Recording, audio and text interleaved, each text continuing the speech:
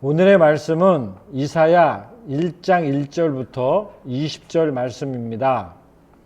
유다 왕 우시야와 요담과 아하스와 히스기야 시대에 아모스의 아들 이사야가 유다와 예루살렘에 관하여 본 계시라. 하늘이여 들으라, 땅이여 귀를 기울이라. 여호와께서 말씀하시기를 내가 자식을 양육하였거늘 그들이 나를 거역하였도다. 소는 그 임자를 알고 나귀는 그 주인의 구유를 알건만은 이스라엘은 알지 못하고 나의 백성은 깨닫지 못하는도다 하셨도다. 슬프다 범죄한 나라요, 허물어진 백성이요, 행악의 종자요, 행위가 부패한 자식이로다. 그들이 여호와를 버리며 이스라엘의 거룩하신 이를 만홀히 여겨 멀리하고 물러갔도다. 너희가 어찌하여 매를 더 맞으려고 패역을 거듭하느냐. 온 머리는 병들었고 온 마음은 피곤하였으며 발바닥에서 머리까지 성한 것이 없이 상한 것과 터진 것과 새로 맞은 흔적뿐이거늘 그것을 짜며 싸매며 기름으로 부드럽게 함을 받지 못하였도다. 너희의 땅은 황폐하였고 너희의 성읍들은 불에 탔고 너희의 토지는 너희 목전에서 이방인에게 삼켜졌으며 이방인에게 파괴된 것 같이 황폐하였고 딸 시온은 포도원의 망대와 같이 참외밭의 원두막 같이 애워싸인 성읍같이 겨우 남았도다. 만군의 여호와께서 우리를 위하여 생존자를 조금 남겨두시 아니하셨다면 우리가 소돔과 같고 고모라 같았으리로다. 너희 소돔의 관원들아 여호와의 말씀을 들을지어다. 너희 고모라의 백성아 우리 하나님의 법에 귀를 기울일지어다. 여호와께서 말씀하시되 너희의 무수한 재물이 내게 무엇이 유익하뇨. 나는 순양의 번제와 살찐 짐승의 기름에 배불렀고 나는 숫송아지나 어린 양이나 숫 염소의 피를 기뻐하지 아니하노라. 너희가 내 앞에 보이러 오니 이것을 누가 너희에게 요구하였느냐. 내 마당만 밟을 뿐이니라. 헛된 재물을 다시 가져오지 말라. 분향은 내가 가증히 여기는 바요. 월삭과 안식일과 대회로 모이는 것도 그러하니 성회와 아울러 악을 행하는 것을 내가 견디지 못하겠노라. 내 마음이 너희의 월삭과 정한 절기를 싫어하나니 그것이 내게 무거운 짐이라. 내가 지기에 곤비하였느니라. 너희가 손을 펼 때 내가 내 눈을 너희에게 가리고 너희가 많이 기도할지라도 내가 듣지 아니하리니 이는 너희의 손에 피가 가득함이라. 너희는 스스로 씻으며 스스로 깨끗하게 하여 내 목전에서 너희 악행한 행실을 버리고 행악을 그치고 선행을 배우며 정의를 구하며 학대받는 자를 도와주며 고아를 위하여 신원하며 과부를 위하여 변호하라 하셨느니라. 여호와께서 말씀하시되 오라 우리가 서로 변론하자. 너희의 죄가 주어 같을지라도 눈과 같이 휘어질 것이요 진홍같이 붉을지라도 양털같이 희게 되리라. 너희가 즐겨 순종하면 땅이 아름다운 소산을 먹을 것이요 너희가 거절하여 배반하면 칼에 삼켜지리라. 여호와의 입의 말씀이니라. 아멘. 이사야서 1장 1절부터 20절까지 말씀 묵상 함께 나누도록 하겠습니다. 이사야서 묵상이 시작이 됩니다. 이사야는 네 왕 시절에 활동했었다라고 하는 것을 오늘 들려줍니다. 1절에 보면 유다 왕 우시야와 요담과 아하스와 히스기야 시대에 활동했더라라고 하는 거죠. 그런데 좀 넓게는 므낫세 시대까지도 활동을 했었던 것으로 보여집니다. 그리고 므낫세 시대에 므낫세에 의해서 잔혹하게 톱으로 켜 죽임을 당한 인물로 알려져 있어요. 말하자면 순교자였다는 거죠. 그래서 히브리서 11장에 보면 톱으로 켜 죽임을 당한 순교자에 대한 이야기가 나오는데 많은 학자들은 그가 바로 이사야라고 들려줍니다. 이런 역사적인 배경 가운데에서 오늘 1절에는 유다와 예루살렘에 관하여 본 계시다 라고 말씀을 하는데요. 여기 본 계시다 라고 말을 할 때 계시라는 것은 미래에 되어질 일이죠. 실제로는 곧 겪게 될 일이라고 보시면 좋겠습니다. 1차 독자인 바로 요 네 시대의 백성들, 유다의 백성들 그리고 예루살렘의 시민들, 그들이 겪게 될 일에 대해서 말씀하는 것인데, 곧 겪게 될 일이라고 하는 차원에서는 미래라고 말할 수가 있겠고요. 그러나 그 일을 왜 겪게 되느냐라고 하는 차원에서 본다면 관하여 본 계시다라고 말할 때 그들이 하고 있는 어떤 오늘의 행동들로 말미암아서 앞으로 그런 일을 겪게 될 것이다. 말하자면 지금 1절에는 현재와 그리고 또 미래를 다 담고 있다라고 하는 것이죠. 오늘이라고 하는 그들이 행한 어떤 일 때문에 미래에 특히 바벨론이라고 하는 강대한 나라를 하나님께서 들어쓰셔서 이 유다와 예루살렘을 멸망하게 하실 것에 대한 말씀이 앞으로 이제 만나게 될 말씀인데, 그 일들이 왜 겪게 되느냐, 오늘 너희들이 한 어떤 것 때문이다 라고 하는 것입니다. 그래서 사실 바벨론이라고 하는 그 강대한 나라를 통해서 멸망하시게 될 일은 확정된 일이 아니라 오늘 어떻게 하느냐에 따라서 얼마든지 달라질 수 있는 미래라고 하는 것을 들려주는 것입니다. 그래서 계시라고 하는 것은 확정적인 미래를 말하는 것이 아니라 이렇게 되지 않으려면 오늘을 바꿔야 돼 라고 하는 말씀을 주고 계시다라고 하는 거예요. 그래서 이사야서는 이 내왕 시대의 현재의 상태를 보여주고 계시는 것을 볼 수 있습니다. 우리는 이 이사야를 통해서 우리가 왜 그렇게 되었는가 라고 하는 물음을 던지면서 오늘 우리에게도 우리는 왜 이렇게 되는가 라고 하는 질문을 던져보아야 하겠습니다. 오늘 2절에 보면 하늘이여 들으라, 땅이여 귀를 기울이라, 여호와께서 말씀하시기를 내가 자식을 양육하였거늘 그들이 나를 거역하였도다. 그리고 또 5절에도 보면 어찌하여 매를 더 맞으려고 패역을 거듭하느냐 라고 말씀을 하죠. 지금 현재 이스라엘 백성들, 특별히 남유다죠. 남유다와 예루살렘 성 시민들이 영적인 상태가 어땠느냐, 하나님을 거역하고 또 패역을 하더라 라고 하는 것이고요. 그들은 또한 부패했더라 라고 하는 것을 들려줍니다. 4절에 보니까 그들의 상태에 대해서 그들의 행위가 부패했다라고 말씀을 하고 있어요. 이 거역과 부패라고 하는 것은 동전의 양면이라고 말할 수 있습니다. 동전의 양면이라고 말하는 것은 한쪽은 하나님에 대한 것이죠. 그래서 하나님에 대해서 거역했더라, 그리고 패역했더라 라고 하는 것이고, 그 결과 동전의 반대면인 자신의 상태가 부패하게 되었더라. 이것은 곧 부패한 사람은 하나님을 반드시 거역하게 되어 있다라고 하는 것을 보여주는 대목이기도 합니다. 이런 이스라엘의 상태에 대해서 하나님은 비통해 하십니다. 오늘 4절에 보면 슬프다라고 하는 표현이 나오는데, 이 슬프다라고 하는 것은 장례식에서 통곡을 할 때 쓰는 표현이 되기도 합니다. 하나님이 그만큼 이스라엘의 상태를 보면서 비통해 하시고 슬퍼하시는 것을 보게 됩니다. 이렇게 거역하고 부패한 이스라엘에 대해서 참 가슴 아픈 표현들이 등장을 하는 것을 볼 수 있는데, 3절에 보니까 소는 임자를 알고 나귀도 그 주인을 알건만 이스라엘은 알지 못하고 나의 백성은 깨닫지 못한다 라고 말을 해요. 이 말은 곧 짐승만도 못하다 라고 하는 표현이 될 것입니다. 한결같이 이스라엘 백성들은 일관되게 하나님을 거역하고 반역한 백성들이었습니다.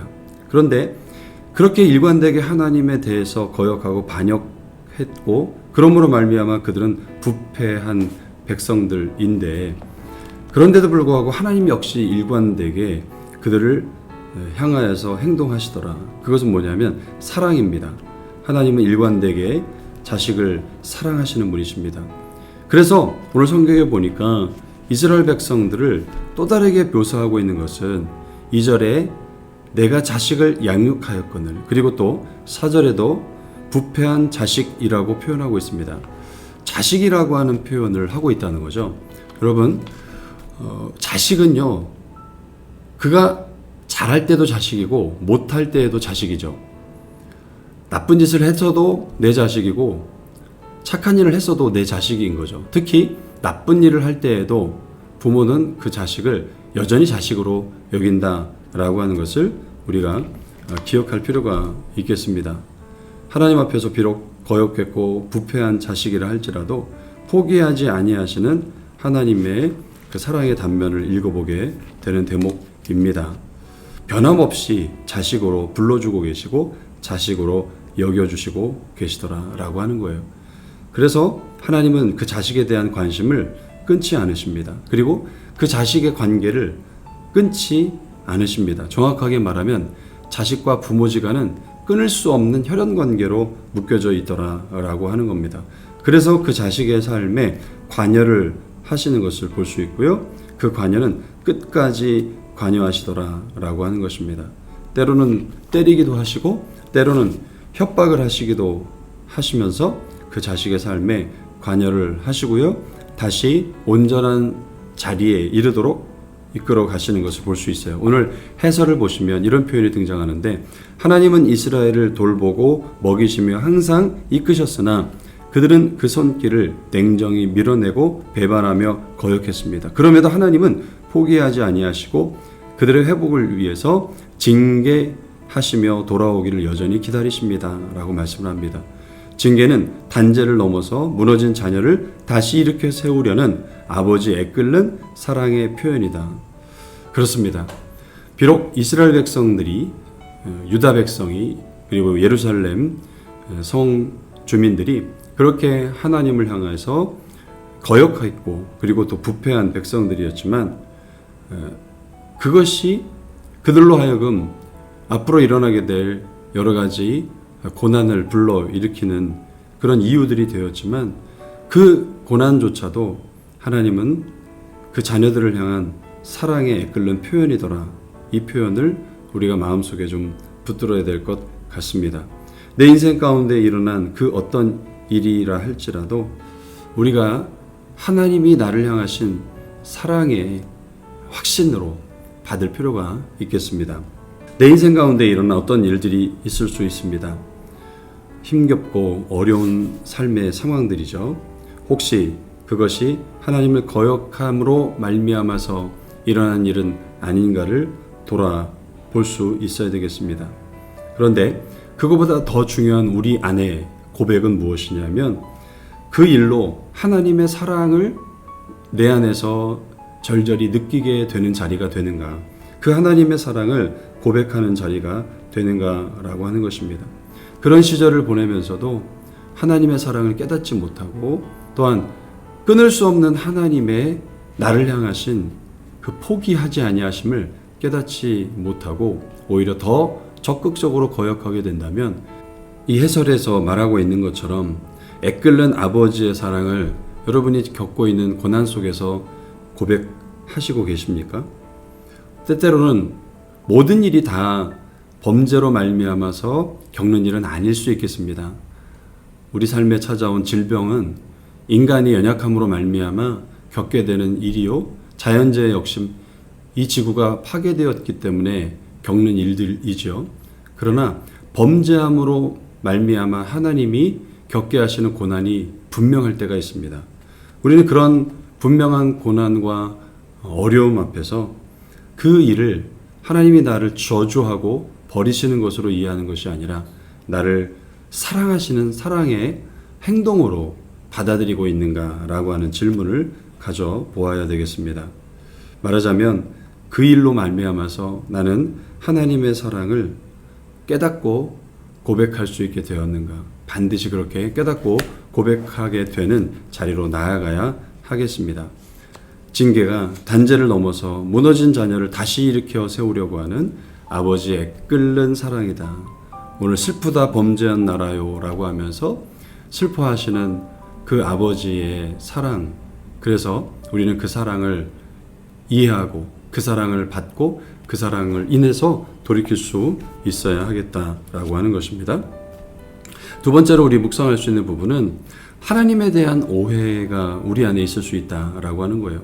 말하자면 이 세상에서 우리가 어떻게 살았든지 간에 종교적으로 의무를 다하면 하나님께서 그것을 기뻐하신다라고 착각하는 생각들이죠.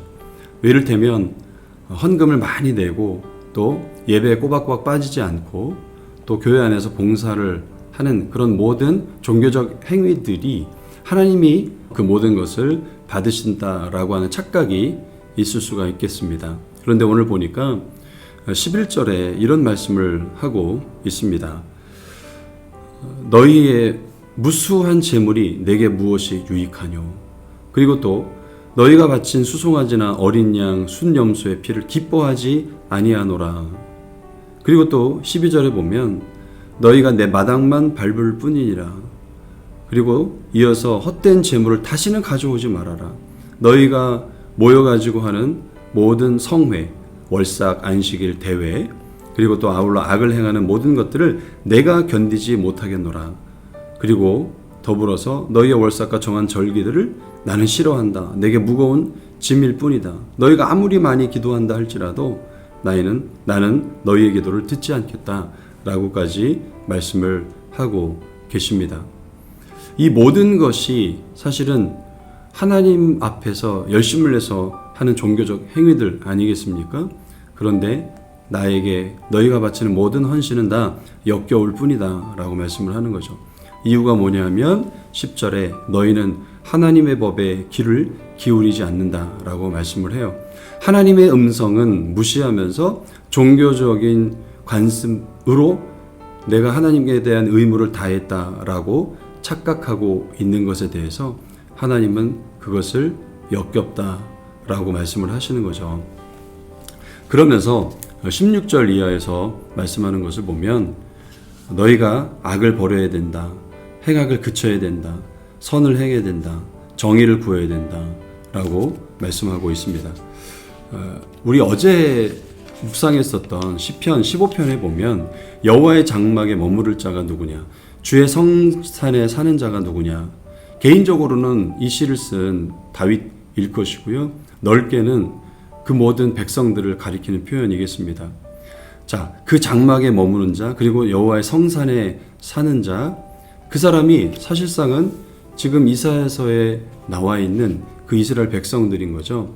성산에 산다면, 주의 장막에 산다면 이렇게 살아야 된다라고 말씀하면서 어제 보았던 정직하게 행하고 공의를 실천하고 진실을 말하고 남의 허물을 들춰내지 않고 또 악을 행하지 않고 또 그의 눈으로 누군가를 멸시하지 않고 또 돈놀이하지 않고 뇌물을 받지 않고 이렇게 하지 않는 사람들이 바로 성산에 사는 마땅한 사람들이라고 했던 말씀이 있었잖아요. 그런데 오늘 16절에 보면 그 반대로 행하는 이스라엘 백성들의 모습을 보여주고 있습니다. 말 그대로 그들의 손에 더러움이 가득하고 피가 가득한 것을 보여주는 대목이겠습니다. 하나님께서 하지 말라고 하는 것을 적극적으로 행하고 있는 것이죠. 오늘 우리가 유념해서 볼 말씀이 하나 있다면 그것은 뭐냐면 13절에 성회와 아울러 악을 행하는 것을 내가 견디지 못하노라 라고 하는 말씀을 하세요. 여기 성회와 악이라고 하는 것, 다시 말하자면 예배와 악을 행하는 삶이라고 하는 것, 이것은 같이 공존할 수 없는 것이죠. 그런데 지금 성회와 아울러 악을 행한다 라고 하는 이 아울러라고 하는 표현에 우리가 밑줄을 좀 그어두어야 될 것 같습니다. 이게 뭐냐면 예배하고 일상의 삶은 온갖 더러움으로 가득하더라 라고 하는 것을 이제 보여주는 부분입니다. 절대로 공존할 수 없는데 아울러, 이 말은 공존하고 있다는 거죠. 악과 하나님 앞에 예배하는 삶이 공존하고 있다, 있을 수 없는 거죠. 이 모든 것을 하나님께서 다 보고 계시는 거예요. 그래서 1절에 예루살렘에 관하여 라고 말할 때 하나님께서 이 모든 것을 다 보고 계시는 것이고요.